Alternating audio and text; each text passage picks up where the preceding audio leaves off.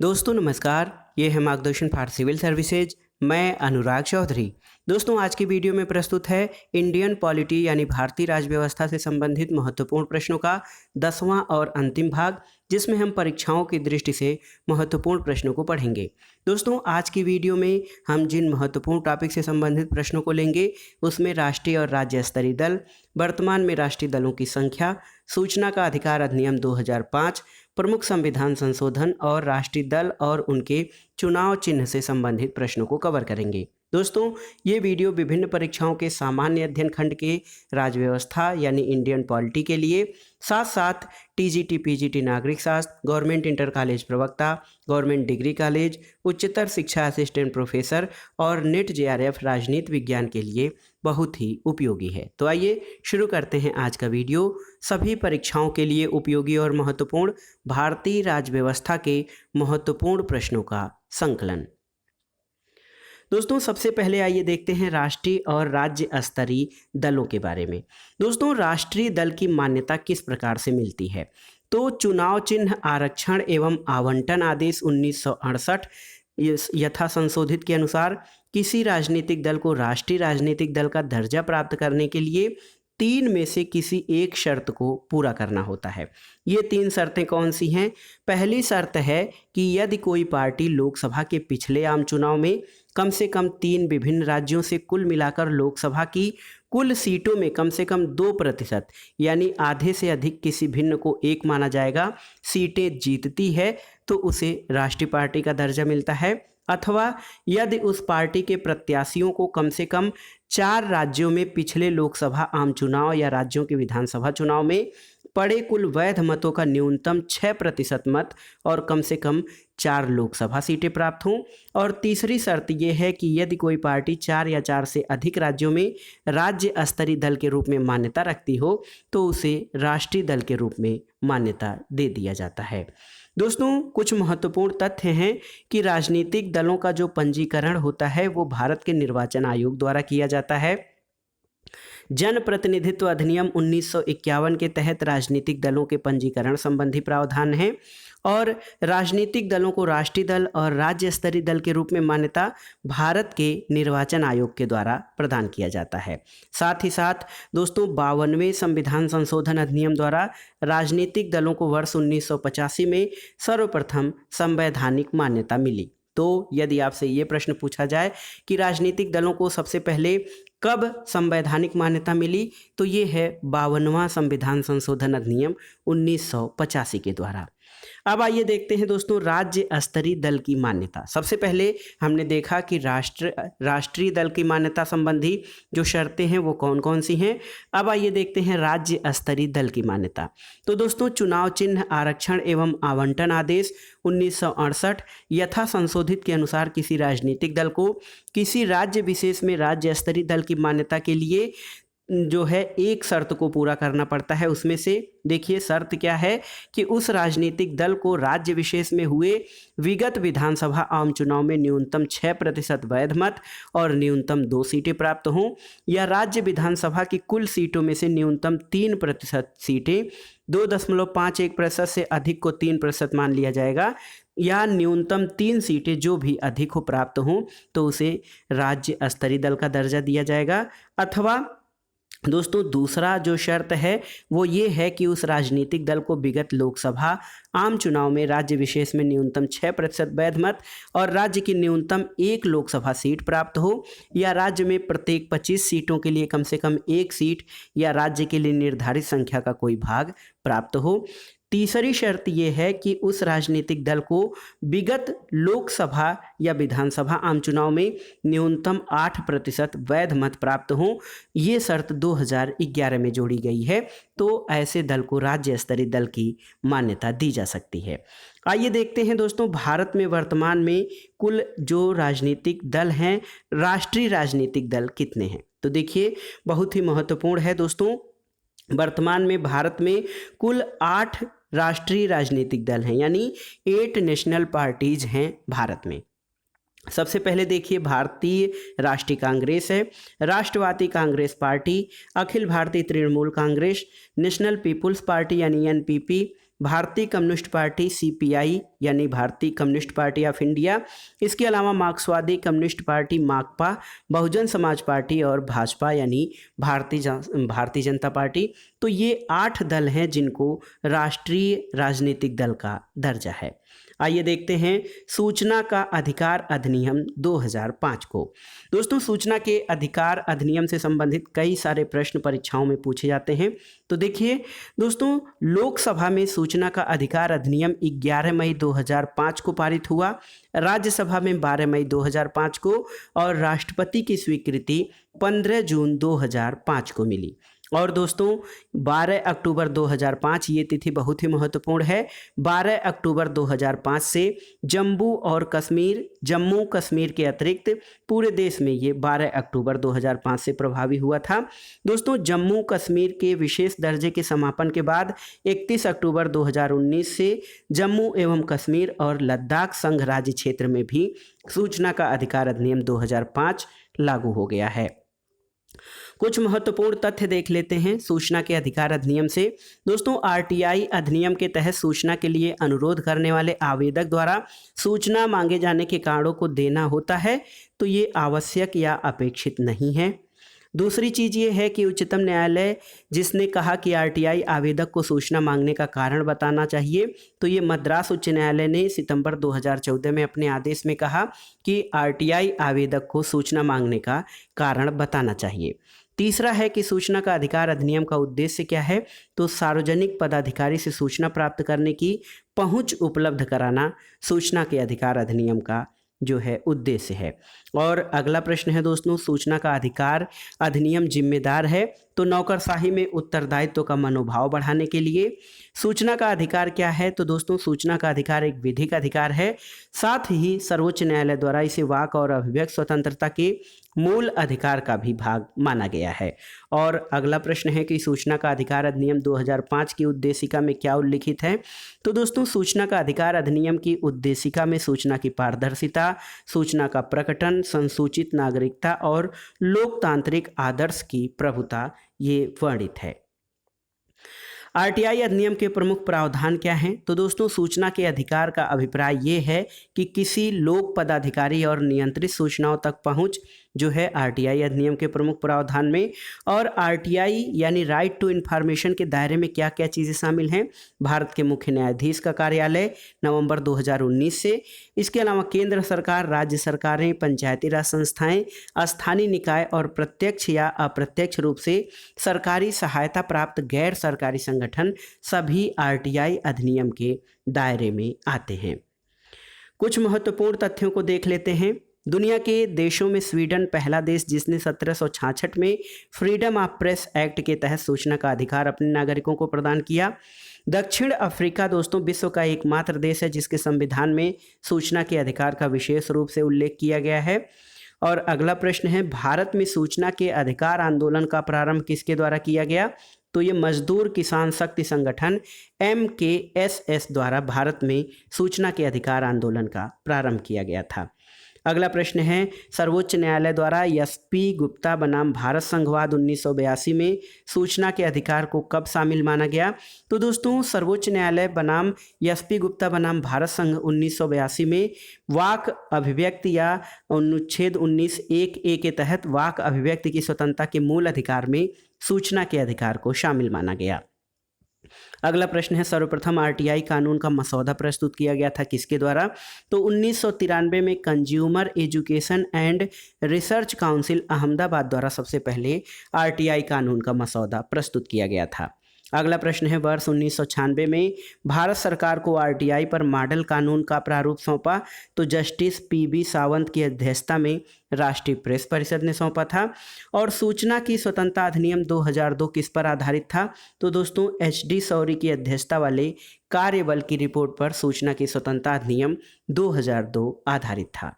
अगला प्रश्न है, वर्ष 2005 में राष्ट्रीय स्तर पर आरटीआई अधिनियम लागू होने से पूर्व इस प्रकार का अधिनियम लागू करने वाला देश का पहला राज्य कौन था, तो ये तमिलनाडु था। 1997 में इसने आरटीआई लागू होने से पहले ही इस प्रकार का अधिनियम लागू किया था।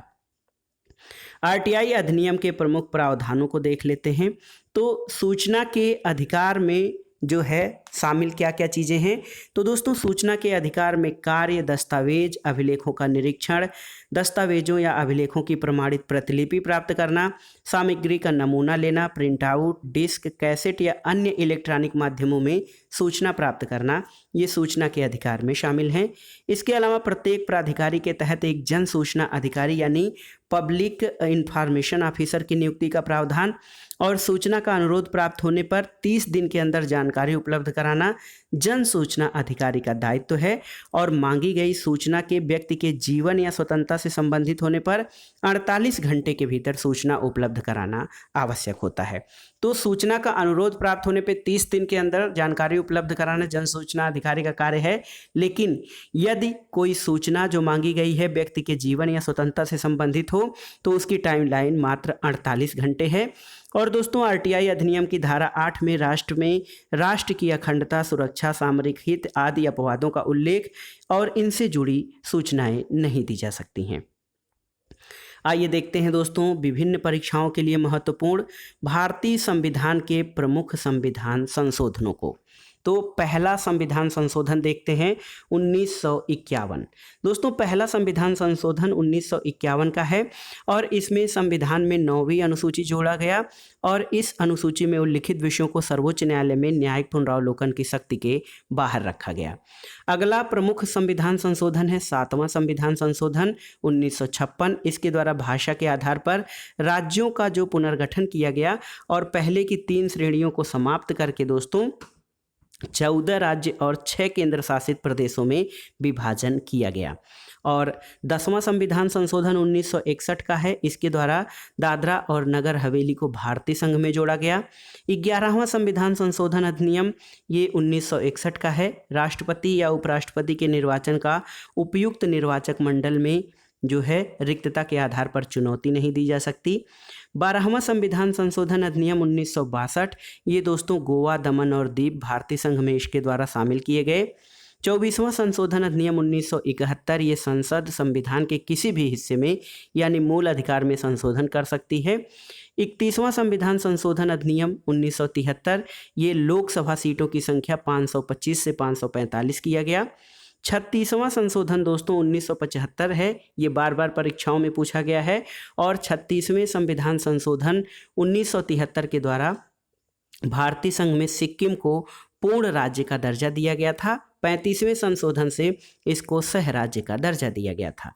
दोस्तों 42वां संविधान संशोधन संविधान का बहुत ही महत्वपूर्ण संशोधन है। इसके द्वारा सबसे महत्वपूर्ण चीज़ प्रस्तावना में समाजवादी, पंथ निरपेक्ष और अखंडता शब्द जोड़े गए। भाग 4 क में नागरिकों के मूल कर्तव्य जोड़े गए और राष्ट्रपति को मंत्रिपरिषद की सलाह मानने के लिए बाध्य कर दिया गया। इसके अलावा 44वां संविधान संशोधन 1978 ये राष्ट्रपति के द्वारा विधेयक को पुनर्विचार के लिए एक बार वापस भेजने की शक्ति प्रदान की गई और राष्ट्रीय आपात के संदर्भ में आंतरिक अशांति के स्थान पर सशस्त्र विद्रोह शब्द को रखा गया और संपत्ति के अधिकार को मूल अधिकार का दर्जा समाप्त करके इसे अनुच्छेद 300 क के तहत विधिक अधिकार का दर्जा दे दिया गया।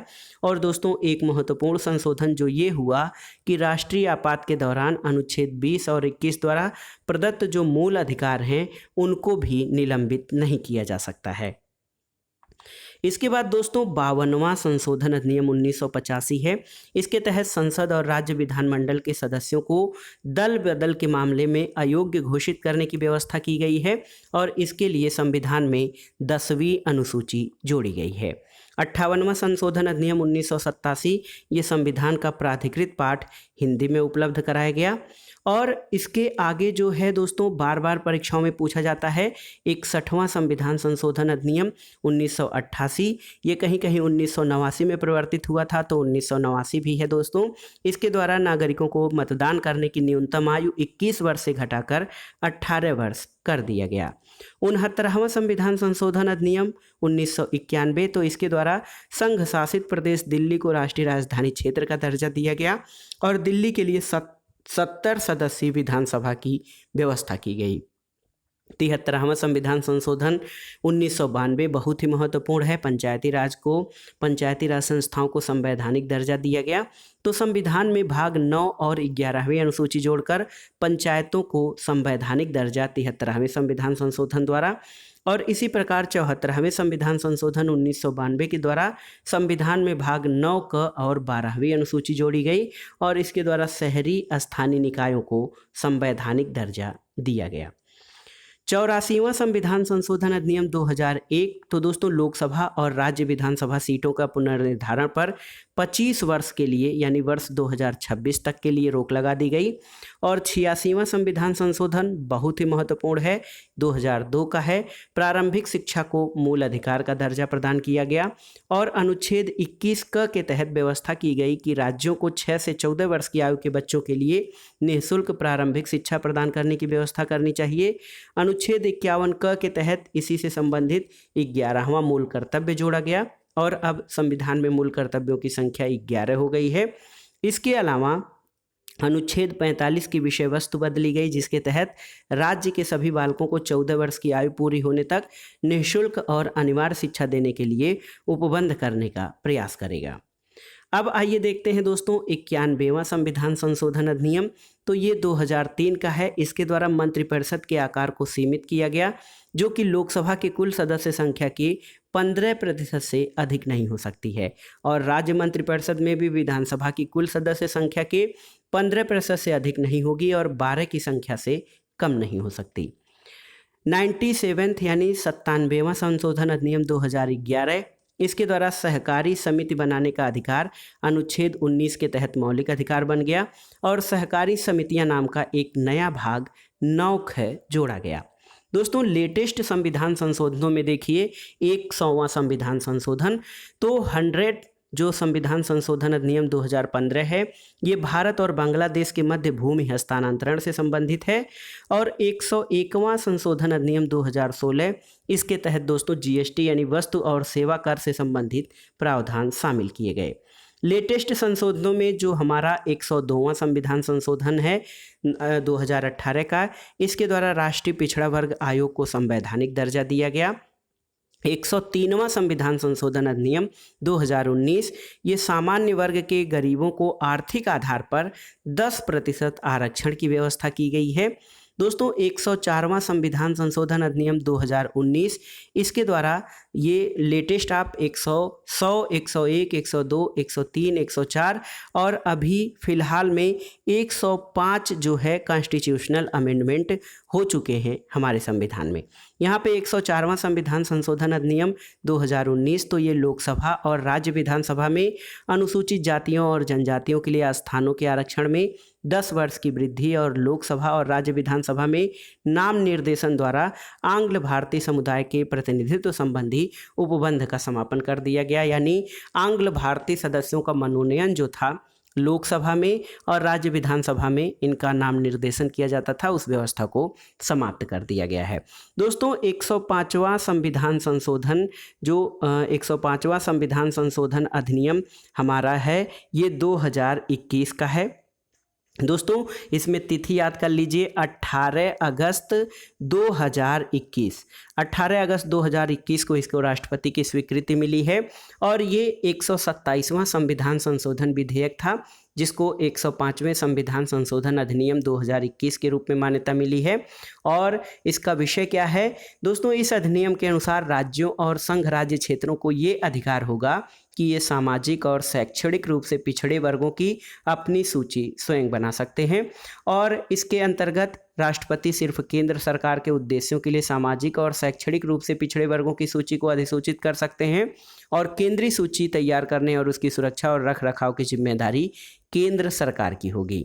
दोस्तों इस अधिनियम के अंतर्गत सामाजिक और शैक्षिक रूप से पिछड़े वर्गों की सूची तैयार करने से संबंधित मामले में राज्यों और संघ राज्य क्षेत्रों को अनुच्छेद 338 ख के प्रावधानों से छूट प्रदान की गई है। तो 105वां संविधान संशोधन अधिनियम 2021 ये दोस्तों इसके अंतर्गत सामाजिक और शैक्षणिक रूप से पिछड़े वर्गों की अपनी सूची बनाने का राज्यों को और संघ राज्य क्षेत्रों को अधिकार दिया गया है। तो अभी तक की स्थिति ये है कि अगस्त 2021 में लेटेस्ट जो है हमारा 105वां संविधान संशोधन हुआ है। तो अभी तक भारतीय संविधान में कुल 105 संविधान संशोधन हो चुके हैं। अब आइए देखते हैं राष्ट्रीय दल जो हमने देखे हैं और उनके चुनाव चिन्ह। तो भारतीय राष्ट्रीय कांग्रेस, जिसको आईएनसी इंडियन नेशनल कांग्रेस कहते हैं, इसका चुनाव चिन्ह हाथ का पंजा है। भारतीय जनता पार्टी बीजेपी का चुनाव चिन्ह कमल का फूल है। बहुजन समाज पार्टी, इसका हाथी है असम को छोड़कर, तो बहुजन समाज पार्टी यानी बीएसपी का चुनाव चिन्ह हाथी है। और भारतीय communist party CPI, communist party of India, इसका हंसिया और बाली है चुनाव चिन्ह। भारतीय कम्युनिस्ट पार्टी मार्क्सवादी का चुनाव चिन्ह हंसिया, हथौड़ा और तारा है। राष्ट्रवादी कांग्रेस पार्टी एनसीपी का घड़ी है दोस्तों। और अखिल भारतीय तृणमूल कांग्रेस का जोड़ा फूल है। इसके अलावा जो हमारी 8वीं राष्ट्रीय पार्टी है उसका चुनाव चिन्ह है पुस्तक, ये है नेशनल पीपुल्स पार्टी।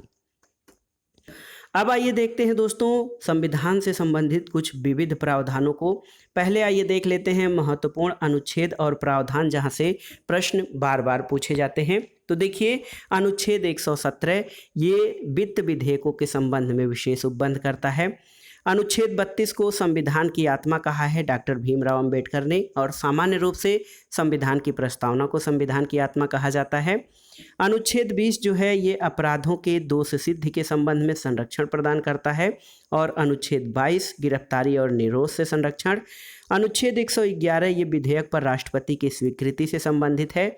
और अनुच्छेद 160 राष्ट्रपति के द्वारा राज्यपाल के कृत्यों का निर्वहन है। अनुच्छेद 105 के अंतर्गत संसद सदस्यों के विशेषाधिकारों का वर्णन है। और अनुच्छेद 108 में साधारण विधेयक के लिए संयुक्त बैठक का प्रावधान किया गया है। अनुच्छेद 109 दोस्तों ये धन विधेयक के संबंध में विशेष प्रक्रिया का वर्णन करता है। अनुच्छेद 110 में धन विधेयक की परिभाषा दी गई है। अनुच्छेद 122 संसद की कार्रवाई की जांच को प्रतिबंधित किया गया है। और अनुच्छेद 32 ये संवैधानिक उपचारों के अधिकार से संबंधित है। अनुच्छेद 169 कई बार पूछा गया है परीक्षाओं में। इसके द्वारा विधानसभा को विधान परिषद का सृजन करने का प्रस्ताव है। अनुच्छेद 350 का में शिक्षा के प्राथमिक स्तर पर मातृभाषा में शिक्षा की व्यवस्था है। और इसके अलावा दोस्तों अनुच्छेद 344 जो है ये हमारा राजकीय भाषा आयोग 1955 में बीजी खेर की अध्यक्षता में। और अनुच्छेद 43 मनरेगा से संबंधित है।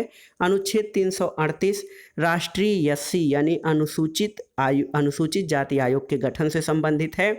अनुच्छेद 338 के राष्ट्रीय अनुसूचित जनजाति आयोग के गठन से। और अनुच्छेद 330 लोकसभा में अनुसूचित जाति और जनजाति के लिए आरक्षण की व्यवस्था से संबंधित है। और दोस्तों अनुच्छेद 332 राज्य विधानसभा में अनुसूचित जाति और जनजाति के आरक्षण की व्यवस्था से संबंधित है। आइए देख लेते हैं प्रमुख आयोग, समितियां और केस और उनसे संबंधित क्षेत्र। देखिए आयंगर रिपोर्ट, दोस्तों आयंगर रिपोर्ट संघीय मंत्रिमंडल के पुनर्गठन से संबंधित है। राजमन्नार आयोग या राजमन्नार कमीशन, इसने आईएएस और आईपीएस का पद समाप्त करने की सिफारिश की थी। एमएन वेंकट चलैया आयोग ये संविधान समीक्षा आयोग रहा। दिनेश गोस्वामी समिति का संबंध निर्वाचन सुधारों से है। और गोलकनाथ केस दोस्तों ये आपका उच्चतम न्यायालय ने पहली बार संसद की संविधान संशोधन की शक्ति को सीमित किया है। अब आइए देखते हैं कुछ महत्वपूर्ण कथन भारतीय संविधान से संबंधित।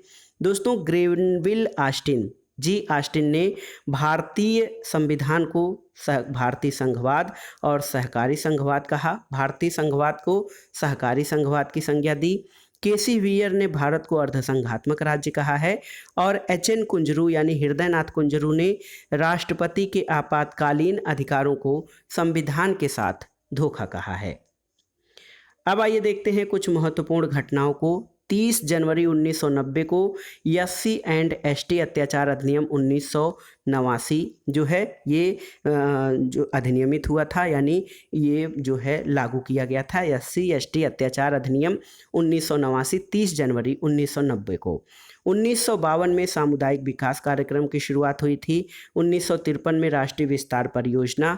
1987 में भारत का प्रथम वृद्ध विश्वविद्यालय स्थापित हुआ था। 1993 में राष्ट्रीय पिछड़ा वर्ग आयोग एक्ट पास हुआ। 1986 में बाल मजदूर और 1992 में राष्ट्रीय अल्पसंख्यक आयोग की स्थापना हुई थी। आइए देखते हैं पंचायती राज और सामुदायिक विकास से संबंधित। दोस्तों पंचायती राज से संबंधित प्रावधान जो है भाग 9 में है और इसके द्वारा अनुसूची 11 जोड़ी गई है संविधान के 73वें संविधान संशोधन अधिनियम द्वारा। और पंचायती राज दोस्तों राज्य सूची का विषय है और 11वीं अनुसूची में कुल 29 विषय शामिल हैं और सांसद जो होते हैं वो जिला परिषद के सदस्य होते हैं।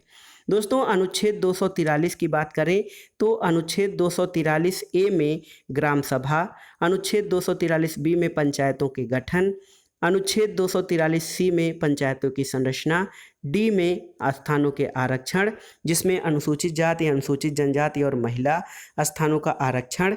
इसके अलावा 243 ई दोस्तों पंचायतों की अवधि यानी पहले अधिवेशन से 5 वर्ष तक इसकी अवधि होगी। अनुच्छेद 243 एफ सदस्यों की निर्भरता से संबंधित है और न्यूनतम आयु 21 वर्ष होनी चाहिए चुनाव लड़ने के लिए। दोस्तों अनुच्छेद 243 जी पंचायतों की शक्तियां, प्राधिकार और उत्तरदायित्व से संबंधित है। 243 एच का संबंध पंचायतों की कर उगाहने की शक्ति और उनकी निधियां और 243 आई का संबंध वित्त आयोग के गठन से संबंधित है। तो दोस्तों ये था आज का वीडियो भारतीय राज्य व्यवस्था के महत्वपूर्ण प्रश्नों के जो संकलन था उसका 10वां और अंतिम भाग, जिसमें हमने राष्ट्रीय और राज्य स्तरीय दलों के बारे में प्रावधान, वर्तमान में राष्ट्रीय दलों की संख्या, उनके चुनाव चिन्ह, सूचना का अधिकार अधिनियम 2005, इसके अलावा प्रमुख संविधान संशोधन और लेटेस्ट संविधान संशोधन के बारे में हमने चर्चा की।